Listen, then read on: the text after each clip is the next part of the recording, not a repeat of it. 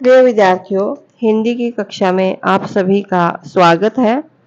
आज हम भाषण के विषय में चर्चा करेंगे। भाषण क्या है? भाषण के अर्थ को समझने का प्रयास करेंगे। जन समुदाय के सम्मुख विचारों का प्रकटीकरण भाषण कहलाता है। सीमित लोगों के साथ वार्तालाप को संभाषण कहते हैं। यह परिस्थिति भेद में अपनाई जाने वाली दो शैलियां भर हैं। दोनों में ही विचारों का आदान प्रदान होता है। जीभ बोलती है, कान सुनते हैं। ईश्वर ने जन्मजात रूप से यही माध्यम विचारों के आदान प्रदान के लिए बनाए हैं। लेखनी तो मनुष्य का अपना आविष्कार है। मस्तिष्क पर सीधा असर वाणी का ही होता है, क्योंकि उसके साथ वक्ता की प्राण शक्ति भी संबद्ध होती है। जबकि लेखनी से लिखे गए पत्रों को यथावत पढ़ लेने पर भी उसके कल्पना चित्र वैसे नहीं बनते जैसे कि लिखने वाला चाहता था। वाणी के साथ वक्ता की मुख आकृति के अनेक भाव अवयव जो है ना, भावों को स्पष्ट करते हैं। मुखाकृति के जो अवयव हैं, आंख, दांत, होठ, कपोल, भवें सभी बोलते हैं, और वाणी जो प्रकट करना चाहती है उसे ये अवयव मिलजुल कर प्रकट कर देते हैं। वाणी की अपूर्णता भाव मुद्रा से पूर्ण हो जाती है, अतएव उसकी शक्ति लेखनी की तुलना में कहीं अधिक मानी गई है। जनमानस को प्रशिक्षित, उत्तेजित, परिवर्तित, परिष्कृत करने से वाणी से बढ़कर और किसी का योगदान नहीं है। विचारों का परिवहन यही करती है। प्रज्ञायुक्त अवतरण में वाणी की भागीरथी भूमिका होगी, यह कहने में तनिक भी अत्युक्ति नहीं है।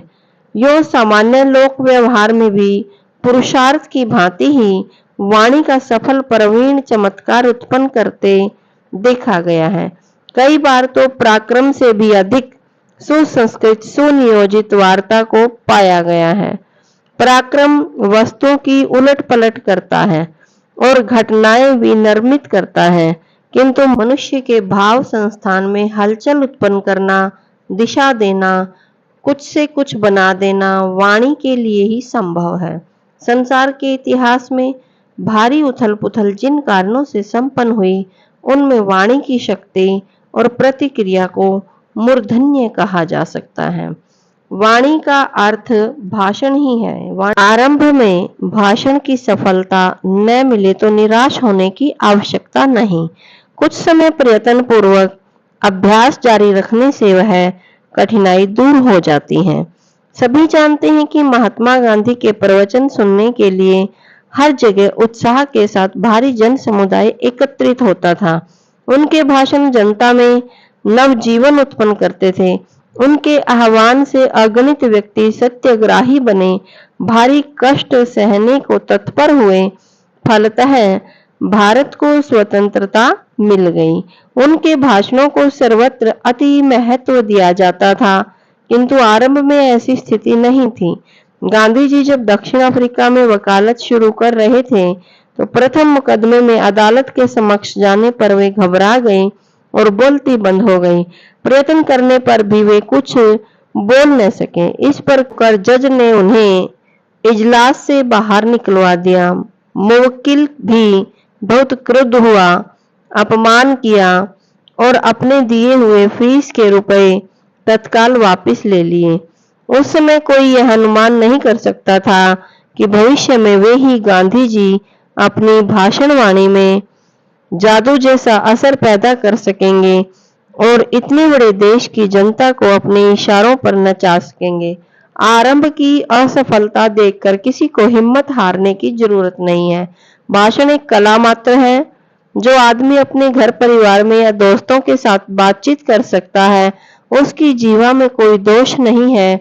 उसके लिए थोड़े समय अभ्यास करते रहने पर यह कला निश्चित रूप से आ सकती है। किसी को भी ऐसा सोचने की आवश्यकता नहीं कि हम भाषण कर सकने की दृष्टि से अयोग्य हैं। हमें भविष्य में भी इसमें सफलता न मिलेगी। 384 वर्ष पूर्व यूनान के एथेंस नगर में जन्मे विद्वान डेमास्थनीज अपने समय के अति प्रभावशाली वक्ता थे। यह कुशलता प्राप्त करने के लिए उन्हें घोर प्रयत्न करना पड़ा। उनकी वाणी में दोष था, हकला कर बोलते थे।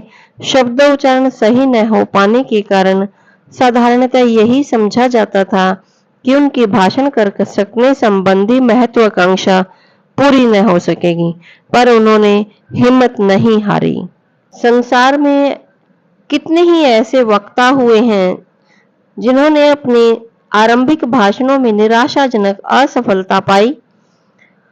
अनुमान था कि वे अच्छे वक्ता न हो सकेंगे, पर जब वे अदम्य साहस के बल पर अपनी अक्षमता को निरस्त करने में लगे ही रहे, तो अपने उद्देश्य में असाधारण रूप से सफल होकर लोगों को चमत्कृत कर सके।